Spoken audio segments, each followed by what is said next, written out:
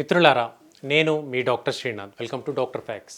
ఈరోజు మనం మాట్లాడుకునేటువంటి అంశం హెర్పిస్, జెనైటల్ హెర్పిస్ అనేటువంటి సమస్య గురించి మాట్లాడుకుంటున్నాం. ముఖ్యంగా ఇది మహిళల్లో ఏ విధంగా ఇబ్బంది కలుగుతుంది అనేటువంటి అంశాలు మనం తెలుసుకుందాం. జెనైటల్ హెర్పిస్ అనేది ఒక రకమైనటువంటి వైరస్ తాలూకు వ్యాధి. ఈ వ్యాధి మనకు నిన్న మొన్నటి కరోనా వైరస్ లాగానే ఒక వైరస్ వల్ల వచ్చేటువంటి వ్యాధి. సెక్షువల్ పార్ట్నర్ ద్వారా ఒకరి నుంచి ఒకరికి సంక్రమించేటువంటి అంటువ్యాధి హెర్పిస్. జెనైటల్ హెర్పిస్ అని ఎందుకు అంటామంటే మహిళల్లో 3 లక్షణాలు అధికంగా కనపడతాయి ఈ కండిషన్తో సఫర్ అవుతున్నటువంటి వ్యక్తులకు. వల్వైటిస్, వెజనైటిస్, సర్విసైటిస్ అంటాము. అంటే వల్వైటిస్ అంటే ప్రైవేట్ భాగం, యోని భాగం దగ్గర బాగా వాపుకు గురవడం జరుగుతుంటుంది. సర్విసైటిస్ అంటాం, అంటే గర్భసంచి యొక్క ముఖద్వారం దగ్గర దురద, మంటగా ఉండడము. ఇలాంటి ఈ వల్వైటిస్, వజనైటిస్, సర్విసైటిస్ అంటే భాగం అంతా కూడా, ఆ ప్రైవేట్ పార్ట్ భాగం అంతా కూడా వాపు గురవడము, లోపలి భాగంలో వాపు గురవడము, నీరులాగా వైట్ డిశ్చార్జ్ అధికంగా ఉండడము, దురద, మంట అధికంగా ఉండడము, ముఖ్యంగా టాయిలెట్కి వెళ్ళేసి వచ్చిన తర్వాత విపరీతమైనటువంటి మంట, లేదా పాస్ చేసేటప్పుడు కూడా విపరీతమైనటువంటి మంట అనేది ఈ జెనైటల్ హెర్పిస్ సమస్యతో బాధపడుతున్నటువంటి మహిళల్లో అధికంగా కనిపిస్తుంది. ఇది లైంగిక పరంగా హస్బెండ్ నుంచి, బయట వ్యక్తి నుంచి వీళ్ళకు వచ్చేటువంటి ప్రమాదం అధికంగా ఉంటుంది. ఇక ఈ డిసీజ్ సోకిన తర్వాత ఆ వ్యక్తికి ఇప్పుడు మనం చెప్పుకున్నటువంటి లక్షణాలు, తెల్లబట్ట, కంటిన్యూస్గా యూరిన్లో మంట ఉండడము లాంటివే కాకుండా అత్యంత నీరసము ఉంటుంది. ఎప్పుడూ శరీరము జ్వరం వచ్చినట్టుగా ఉంటుంది. టచ్ చేసి చూస్తే కూడా జ్వరం వచ్చినట్టుగా ఉంటుంది.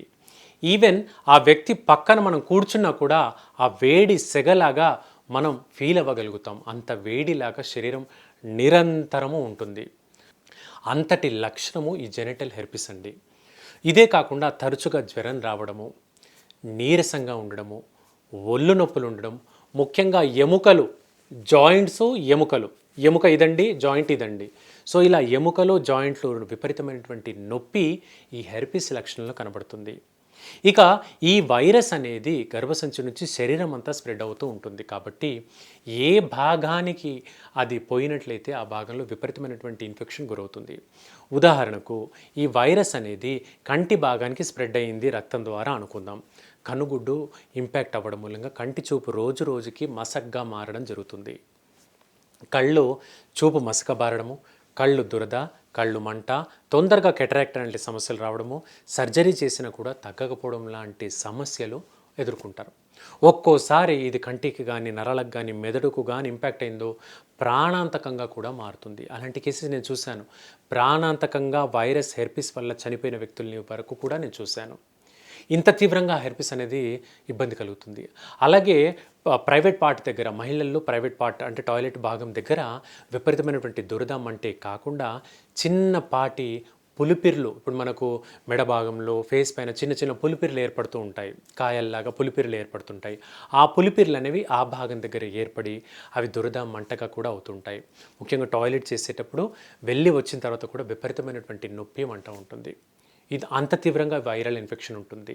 ఇది ఒక 14-15 ఏళ్ల అమ్మాయి నుంచి ఒక 50 ఏజ్ గ్రూపు లేడీ వరకు మనం చూసినట్లయితే ప్రతి 5 మందిలో ఒకరికి ఈ వైరస్ తాలూకు లక్షణాలు కనపడతాయి. అయితే మన ఇమ్యూనిటీ బాగున్నట్లయితే ఈ వైరస్ మనల్ని ఏమీ చేయలేదు.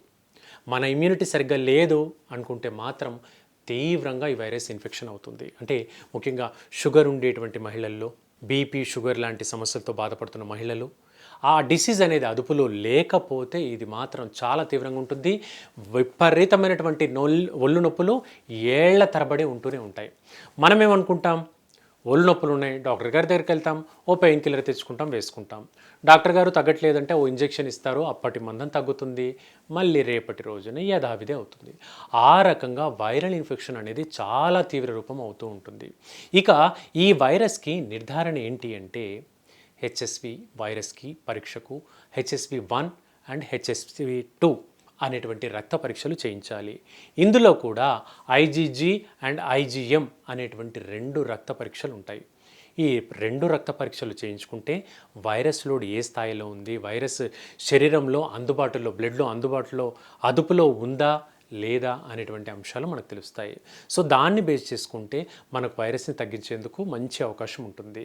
ఇకపోతే దీనికి ఇతర మందులు బయట ఎక్కడ వాడాల్సిన అవసరం లేదు. ఎందుకంటే తాత్కాలిక ఉపశమనానికి యాంటీవైరల్ మందులు ఇచ్చినప్పటికీ పూర్తి స్థాయిలో పనిచేయవు. హోమియోపతిలో దీనికి యాంటీవైరల్ మందులు అద్భుతంగా పనిచేస్తాయండి. చాలామంది ఇంట్లో మనం పెంచుకుంటుంటాం తుజా అనేటువంటి మొక్క, THUJA తుజా అనేటువంటి మొక్క ఉంటుంది. ఈ మొక్క యొక్క ఎక్స్ట్రాక్ట్ అంటే దీని యొక్క సిరప్ ఇలాంటివి కొన్ని లభిస్తాయి మార్కెట్లో. అవి మీకు అందుబాటులో లేకపోతే హోమియోపతిలో కూడా ఉంటాయి. ఈ తుజా మొక్క యొక్క సిరపు మీరు రెగ్యులర్గా వాడినట్లయితే ఈ హెర్పిస్ వైరస్ని చాలా వరకు ఎదుర్కొనవచ్చు. దాంతోపాటు సపోర్టివ్గా హోమియోపతి మందులు వాడండి. అద్భుతంగా హెర్పిస్ని 100% జయించవచ్చు.